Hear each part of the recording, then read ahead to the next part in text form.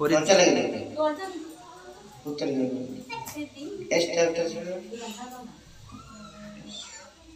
ভগবান কেন আসেন জানেন? পরিত্রাণায় সাধনায় বিনাশায় চ এই জগতে আসেন দুটো কারণ, তিনটে কারণ নয়, তিনটে গৌণ কারণ, একটা মুখ্য কারণ। তিনটে গৌণ কারণ কি? পরিত্রাণায় সাধনায় বিনাশায় চ দুষ্কৃতাম ধর্ম সংস্থাপনার্থায় সম্ভবামি যুগে যুগে। সাধুদের পরিত্রাণ করার জন্য, অসুরদের বিনাশ করার জন্য, ধর্মকে স্থাপন করার জন্য আমি যুগে যুগে অবতীর্ণ হই। কি রূপে সেটা বলে। ভগবান কেন দুধ পাঠিয়ে সাধু পরিত্রাণ করতে পারে? যেমন যখন মহিষাসুরের বন্ধুভাব হয়েছিল, মহিষাসুর কি হয়েছিল, তখন ভগবান এসেছিল? ভগবান কে এসেছিল? না, কে এসেছিল? মা দুর্গা। কে? ভগবানের শক্তি। কি শক্তি? না বহিরঙ্গ শক্তি। মা দুর্গা হচ্ছে কি? মায়া শক্তি, বহিরঙ্গ শক্তি। ভগবানের কটা শক্তি রয়েছে? তিনটে শক্তি রয়েছে। সেই মায়া শক্তিকে পাঠিয়েছিল অসুরকে বিনাশ করার জন্য। ধর্ম স্থাপন হয়েছিল কিনা? ভগবান বিদিকে আসতে হয় হচ্ছে।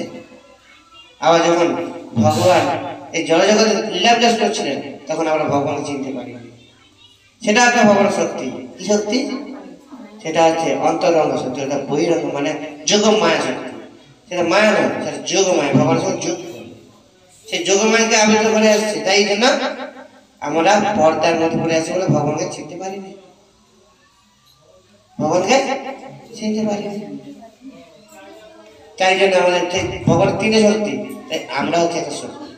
ভগবান আমরা একটা শক্তি। ভগবান হচ্ছে আমার মধ্যে যা গুণ আছে, আমার সন্তানের জীবের মধ্যে সেই গুণ রয়েছে, সেই গুণ রয়েছে, কিন্তু আমরা সেই গুণগুলো প্রকাশ করতে পারছি না। কেন? মায়ের দ্বারা আমরা সেই গুণগুলোকে চাপিয়ে রেখেছি। তাই ভগবান গীতা বলছে, মামে বংশ জীবরত জীবভূত সনাতন মনঃশস্ত্রাণি ইন্দ্রাণি প্রকৃষ্টানি পশ্যতি। সকলে আমারই বংশভূত, আমার সন্তান। তাহলে ভগবানের সন্তান যদি আমরা সবাই হই, তাহলে আমরা এখানে কষ্ট পাচ্ছি কেন? বা এই জগতে কেন এসেছি? ভগবানের দাম তো গোলক ধরে খাওয়ার কথা, কিন্তু আমাদের মধ্যে এই ভোগ বাসনা এসেছিল। ভোগ বাসনা এসেছিল, তাই জন্য আমরা এই জগতে এসেছি। একটু স্লো হয়ে বলুন, স্লো হবে। ভোগ বাসনা এসেছিল বলে অল্প সময় হলে ওটা বলতে হবে। ঠিক আছে, বলুন। ভোগ বাসনা এসেছিল বলে আমরা এই জগতে এসেছি। এই জগৎ দুঃখ হচ্ছে। এই জগতে কেউ অপরাধ করে, তার কোথায় নিয়ে যাওয়া হয়? কোথায় নিয়ে যাওয়া হয়? জেলখানায় নেওয়া হয় তো? হ্যাঁ কি না? হ্যাঁ, যেখানে হয় সে কি করে? সেখানে শাস্তি ভোগ করে। সেখানে শুধরায় ভালো, আবার সে অপরাধ করে, আবার জেলে যায়। এখানে শুধরি গেলে তাকে সবাই ভালোবাসে, তাই না? হ্যাঁ কি না? কিন্তু যে না শুধরাইলে তুই জীবনেও শুধরাবি, তুই আবার জেলে যাবি, তাই না? তাই এই জগতে ভগবানের কাছে আমরা ছিলাম, সকলে আমরা ভগবানের কাছে ছিলাম। ভগবানের কাছ থেকে আমরা পতিত হয়েছি এখানে। কেন? আমরা অপরাধ করেছিলাম, ভোগ বাসনা আমার মনের মধ্যে এসেছিল, তাই জন্য আমরা অপরাধ করেছিলাম, তাই জন্য এই জগতে এসেছিলাম। যেরকম জয় আর বিজয় কে ছিল? ভগবানের সপ্তম দ্বার পার। সপ্তম দ্বারে ভগবান দেখা গেল, সপ্তম দ্বারের পরে, মানে তাদেরকে টপকাতে পারলেই ভগবানের দর্শন। কিন্তু তারা কি করলেন?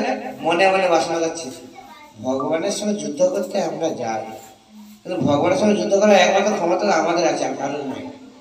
ভগবানের তথাস্তু সেই হিসেবে ব্রহ্মা শ্রেষ্ঠ 4 কুমার সেখানে উপস্থিত হলেন। তারা ঢুকতে চাইছে, ভগবান নির্দেশ সবাইকে ঢুকতে দেওয়া যাবে না, সার্টিফিকেট না হলে ঢুকতে দেবে না। যেমন আমরা নৌকায় উঠলে নৌকার টিকিটটা না থাকলে উঠতে দেবে না, সেরকম সার্টিফিকেট এই তোমার আটকাছে, এই তোমরা আমাকে আটকাচ্ছ, আমি কে জানো? ব্রাহ্মণ, তখন ব্রাহ্মণ জ্ঞান দেখা যাচ্ছে, ব্রহ্মকে ভক্ত ভক্ত হয়নি, তখন তাকে অভিযোগ দিয়ে দিচ্ছে। ভগবান সিংহাসন থেকে বেরিয়ে এসেছে, ভক্তের টান রেখে ভগবান সিংহাসন থেকে বেরিয়ে এসেছে, বেরিয়েছে তাদের দিকে দর্শন দিয়েছে। আর তাদের ভগবানের দর্শন মাত্রই তাদের রাগ প্রশমিত হয়েছে। তখন ভাবছে, হায় আমরা কি করলাম, এটা তো আমাদের করা উচিত নয়। তিনি তো ভগবান নির্দেশ পালন করছিলেন, ভগবানের নির্দেশ পালন করছিলেন, আমাদের তো ভগবানের পারমিশন ছিল না দেওয়ার, তারা তো নির্দেশ পালন না পারমিশন দিলে পাঠাবে কি করে? তখন ভগবান কাছে ভগবান আছে, প্রভু আমি তো ভুলে অভিশাপ দিয়েছি, কি করবো? এই অভিশাপ তো বলবেই। তখন তাদের কাছে তোমাদের মরতে যেতেই হবে, মরতে যেতেই হবে। যদি তোমরা ভক্ত রূপে চাও 7 জন্মে পর তুমি আমার ফিরে আসবে। আর যদি আমার শত্রু হয়ে যাও, কারণ তার মনে বাসা ছিল না ভগবান যুদ্ধ করেন, যদি আমার শত্রু হয়ে যাও তাহলে 3 জন্মে তোমরা ফিরে আসবে। কত জন্মে? 3 জন্মে ফিরে আসবে। বলে, প্রভু অত জন্ম ঐতিহ্য করতে পারবো না, আমি শত্রু হয়েই যাব, শত্রু হয়ে যাব। তাই প্রথম জন্মে হিরণ্যাক্ষ, হিরণ্যকশিপু, হিরণ্যাক্ষ কি হয়েছিল? তার সঙ্গে যুদ্ধ করতে কেউ পারে না, এত বলবান ছিল। তখন সে যুদ্ধ করা অভিলাষে পৃথিবীকে রসাতলে চলে গেছে। আমাদের কত তল আছে? কত তল আছে? 14টা তল, তল 7টা তল আছে। 7টা তলের মধ্যে রসাতল কত নম্বরে আছে? লাস্ট না, 6 নম্বরে আছে রসাতল, তারপরে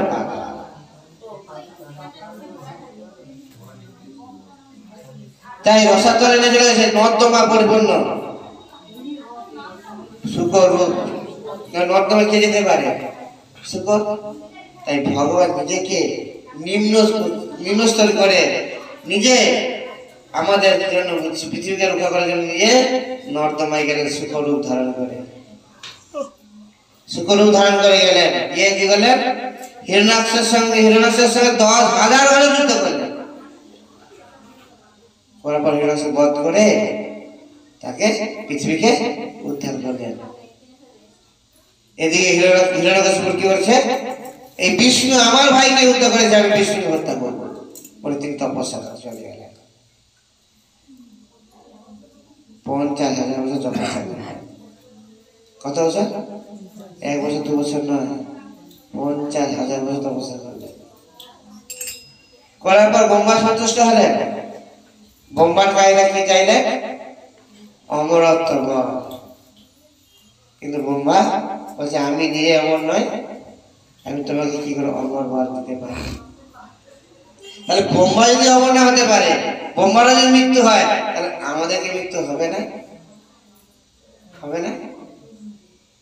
তবু আমরা মনে করি হরে কৃষ্ণ কৃষ্ণ কৃষ্ণ হরে হরে, হরে রাম রাম রাম হরে। তো আমরা মনে করি আমার মৃত্যু হবে, আমি মরতে চাই না, আমি মরতে চাই না, কিন্তু মৃত্যু সবাইকে আসবে। কিন্তু মৃত্যু কিন্তু আমার হবে না, আমার মৃত্যু হবে না, আমার মৃত্যু হবে না। মৃত্যু হবে কার? দেহটা পরিবর্তন করবে। এটাই বলছে একটা জীর্ণ বস্ত্র আমরা কি করি? ফেলে দেই, নতুন বস্ত্র পরিধান করি। সেরকম নতুন বস্ত্র যখন পরিধান করি, সেরকম আমরা জীর্ণ শরীর থেকে ছেড়ে দিয়ে আর একটা নতুন শরীর প্রাপ্ত হই। কিভাবে হবো? গীতায় ভগবান বলছে, যে যথামাং প্রপদ্যন্তে তথৈব ভজামহং মম বর্তন্তে মনুষ্য পার্থ সর্বস্ব। যে যেভাবে ভাবিত হয়ে আমার যেভাবে সিদ্ধান্ত করবে, সেই ভাব্য বস্তুকে সে লাভ করবে। তার উদাহরণ জড় ভরত। শশাঙ্করা পৃথিবীর রাজা ছিলেন, দুষ্মন্ত শকুন্তলার ছেলে ভরত। শশাঙ্করা পৃথিবীর রাজা ছিলেন, রাজ্য থেকে বিতৃষ্ণা এসে গেল, তিনি রাজ্য সব ত্যাগ করে দিলেন, তার ছেলেকে দিয়ে জঙ্গলে গেলেন ভাগবত আরাধনা করতে। ভাগবত আরাধনা করছে, এক সময় দেখলেন একটা বাঘ প্রসব হবে এমন অবস্থা, সে শরীরটাকে তাড়া করছে। তখন সে কি করছে, হরিণটা ছুটে চলেছে আর নদীর ওপারে যেতে হবে, জাম দিয়েছে আর যখনই তার প্রসব হয়ে গেছে, মা হরিণটা মারা গেছে। কিন্তু সেই বাচ্চাটাকে নিয়ে এসে ভরত রাজা ভরত তাকে বালানো করছিলেন। যখন তিনি মৃত্যু সজায় তখন মনে করছে, হ্যাঁ আমি যখন মারা যাব আমার এই হরিণ ছাগলটার কি হবে, আমি যখন মারা যাব আমার এই হরিণ ছাগলটার কি হবে। এই চিন্তা করতে করতে তিনি দেহ রেখেছেন। পরবর্তী শ্রেণীকে শরীর পেতে প্রাপ্ত হলেন, হরিণ শরীর প্রাপ্ত হলেন। কিন্তু তার পরের জন্ম, আগের জন্ম কথা সব মনে ছিল, তাই তিনি শুকনো ঘাস পাতা লতা ছাড়া কিছুই খেত না। পরের জন্মে তিনি শিবদেবের পুত্র হয়ে জন্মগ্রহণ করলেন, তার নাম হলো ভরত। কিন্তু জ্বরের মতো কাজ করতো, কোনো কথা বলতো না, জ্বরের মতো থাকতে বলে তার নাম দেওয়া হলো জড় ভরত। কিন্তু তার মধ্যে শুদ্ধ জ্ঞান ছিল না নেই। একদিন রাজা রঘুগণ কপিল মুনির আশ্রমে দর্শন করার জন্য আসছিলেন। আস্তে আস্তে পালকিতে করতে আসছে, তখন পালকির একজন বেয়ারা অসুস্থ হয়ে পড়ে। চারজন না হলে তো হবে না। সে সময় দেখে ওই জড় ভরত ওখানে বসে আছে, হৃষ্টপুষ্ট মোটা মোটা পালকি বোয়ার সামর্থ্য আছে। তাকে রাজা রাজ্যের রাজা যা বলবে তাকে শুনতে হবে। তাকে ডেকে নিয়ে এসে বলছে পালকি বউ। সে পালকি নিয়েছে, যেতে যেতে লাফাচ্ছে। রাজা তো এরকম ছটফট করে পড়ে আছে, কি হচ্ছে, পড়ে পড়ে প্রভু। তখন বলছে আমাদের মতো নেই, আপনি নতুন বেয়ারাটাকে যে করেছেন তিনি শুধু লাফাচ্ছেন, এই তুমি লাফাচ্ছ না, একবার যদি তুমি লাফাও তোমাকে শুলে চড়িয়ে দেবো। আচ্ছা আবার চলে যায়, আবার শুরু করছে। রাজা আবার নেমে চলে, তুমি লাফাচ্ছ না, তোমাকে শুলে চড়ানো। হে রাজা, তুমি শুলে চড়ানোর কে? তুমি মৃত্যুদণ্ড দেবার কে? তুমি মৃত্যুদণ্ড দেবার কে? তুমি তো মৃত্যুদণ্ড দেওয়ার যোগ্য না। যিনি মৃত্যুদণ্ড দেবেন তিনি আছেন এই জগতে, যার কিভাবে মৃত্যু হবে। এবারে ভাগবত কথা শুরু করছে, তত্ত্ব কথা শুরু করলো। তখন রাজা যখন বুঝতে পারলেন এই যে সাধারণ মানুষ নয়, তার মধ্যে জ্ঞান ছিল, সবই ছিল, কিন্তু তিনি মুখ খুলে কেন? আবার যদি মুখ খুলে আবার করে আবার অহংকারে বসতে হয়, যদি আমাকে আবার এই জগতে আসতে হয়। তাই প্রকৃত পণ্ডিত ব্যক্তি তিনি হবেন যিনি সবকিছু থেকে নিজেকে সরিয়ে রাখতে পারবেন। তাই গীতায় ধ্যান যোগে বলছে 14-18 শ্লোকে, বিদ্যা বিনয় সম্পন্নে ব্রাহ্মণ গাভী স্তিনে সুনিচৈব সপাকেত পণ্ডিতা সমদর্শিনে। তিনি প্রকৃত পণ্ডিত ব্যক্তি, তিনি ব্রাহ্মণ গাভী হস্তি শুকর পুকুর কারোর মধ্যে ভেদ দেখেন, সবাইকে সমানভাবে তবে তিনি প্রকৃত পণ্ডিত, ভক্ত। কারণ ভগবানের সন্তান সকলেই, ভগবান বলে মামে বংশ জীবন, প্রত্যেকে আমার সন্তান। তবে আমরা ভেদাভেদ করছি, এটা আমার সন্তান, ওটা ওর সন্তান। আমার সন্তান যদি রাখে ওকে না খাই না, এটা হয় না। তাই আমরা আমরা মাছ স্বপ্ন আসলে রাক্ষসের মতো কাজ করছি। ও রাজযোগের 12 শ্লোকে বলছে কারণ আমরা রাক্ষস, কারণ আমরা ভূজগত করলেও আমাদের মধ্যে দয়াভাব দূর করতে পারি, দয়াভাব নেই। আমরা ভক্তি করলে আমাদের মধ্যে দয়া ভাব নাই। আচ্ছা আমার নিজেরটা পাত্রে কাউকে আমি সুন্দরভাবে বসে খাও খাও, কাউকে আমরা ঘরে কেউ এসেছে আমরা ঘরের বাইরে গিয়ে কাউকে আমাদের নদী থেকে বলবো তুমি আমার বাড়িতে ঘুমাও, আমি বাইরে খাবো, পারবো? পারবো? পারবো না। কিন্তু আমার নিকট আত্মীয় আইলে, আমার কোনো আত্মীয় এলে আমার ঘরটা ছেড়ে দিয়ে আমি বাইরে গিয়ে ঘুমাচ্ছি, বুঝছেন? মা ওরা কি হচ্ছে কথা বলছে মায়ের ছন্দ, এটা বলে মায়ের ছন্দ, মায়ের দ্বারা আসন্ন হয়ে যাচ্ছে। এটা আমার আত্মীয়, আমার আত্মীয়। প্রকৃত আত্মীয় কে? আত্মার সঙ্গে যার আত্মমিলন সেই আত্মীয়। কিন্তু সেটা তো আত্মীয় সঙ্গে মিলনে দেহের সঙ্গে উপকৃত। আমি যখন দেহ থেকে চলে যাবো তখন আমার সঙ্গে সে যাবে, যাবে? তাহলে তার কিসের আত্মীয়? পরম আত্মীয়। কিসের আত্মীয় সে? কিসের সময় সে কি আত্মীয় না? এটা হচ্ছে আমরা মায়া। তাই মার সঙ্গে হয়ে আমরা রাক্ষসের মতো কাজ করছি, অপর সঙ্গে হিংসা করছি, অপর সঙ্গে হিংসা করছি। হিংসার ফল কি? ভগবান বলছে কেউ যদি হিংসা করে তার কাছে কিন্তু আমি যাবো না। যাবো কেন? ভগবান কোথায় দিয়েছে? দৈনাত্ম নিবেদন ভক্তিতে বরণ অবশ্য রখিবে কৃষ্ণ বিশ্বাস পালন। ভক্তির অনুকূল মাত্র কাজের শিখা ভক্তি প্রতিকূল ভাব জয় অঙ্গীকার। স্বয়ং শরণাগতি হইবে যাহা তাহার প্রার্থনা শুনে শ্রীনন্দ কুমার। কি বলছে?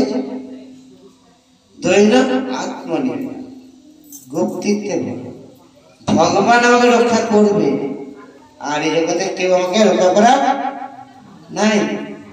কেউ আমাকে রক্ষা করতে পারবে? আমার স্বামীর কোটি কোটি টাকা আছে, আমার ক্যান্সার হয়েছে, টাকা আমাকে রক্ষা করতে পারবে? পারবে? কিন্তু আমরা টাকার গর্বে গর্বিত হয়ে ভগবানকে ভুলে যাই, তাই না? কি তেজমাধব? তেজমাধব কথাই ছিল, ঠিক বলছি তো? কিছু অর্থের গর্বে। এই অর্থটা কার? আমার এত টাকা আছে, অর্থটা কার? আমার 50 কোটি টাকা আছে, যখন আমি দেহ থেকে চলে যাবো 50 কোটি কার হবে? আমার আত্মীয় স্বজন আছে, আমার ছেলে পেলে থাকবে। এরকম একটা গল্প আছে, বলি। একজন রাজা, একজন ব্যবসায়ী, প্রচুর অর্থ, প্রচুর অর্থ, এত অর্থ যে শাক বসে বসে খাবে। তো তার মনের মধ্যে